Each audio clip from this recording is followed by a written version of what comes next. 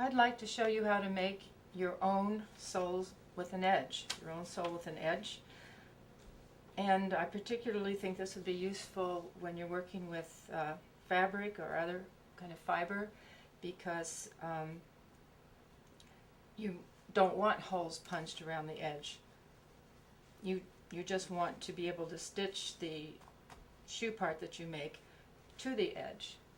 And so this will, if you work with fabrics, this will keep you from having a raw edge that sticks out as it would if you were making a stitched down shoe.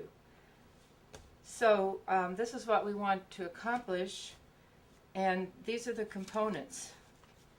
The insole, this top part, is something that I get called Texon. Of course, it's not something that you'll find at Home Depot, so I've often tried to figure out what would be a nice substitute for it. It's like a piece of stiff paper, and I guess it has some plastic qualities to it, so maybe something like a piece of a scrap of linoleum, kitchen linoleum, something like that might do.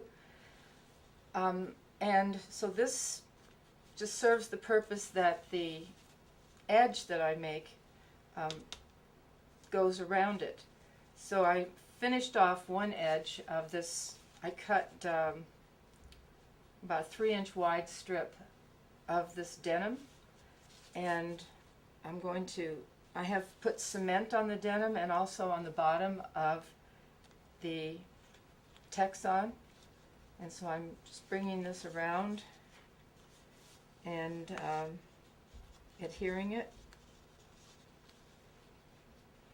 I'll leave adhering in the area where there's toe and heel for just a moment. Now I'm here where I can overlap the two, but I don't want to overlap it, so I'm going to cut. I'm going to cut this piece short, but give me enough room to turn it and make a seam. So I'm going to cut there, and I'll have to do that stitching by hand, and then I'll use an awl to start at the middle of the toe and push it down in place, and then keep dividing the space that I'm adhering the edge to the sole. And here at the toe, I'm going to do the same.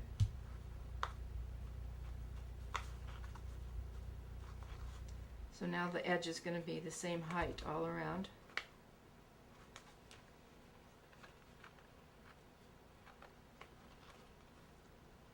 And at the back of the heel you can cut off these little ridges that stand up if you like, or pound them down. You can hammer on it.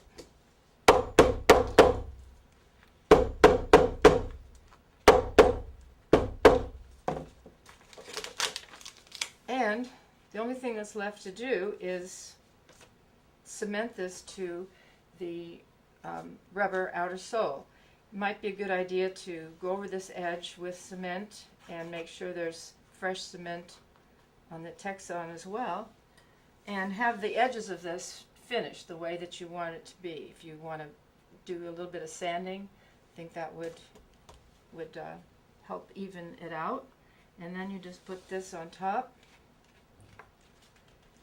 Then get your speedy stitcher or your stitching awl, and just as I showed you how to stitch the upper to the sole in the stitch down shoes, you'll do the same thing. So you just imagine I've got some thread on here, and I'd probably make marks all along the edge of every 1/4 inch so I'd know where to stick this through.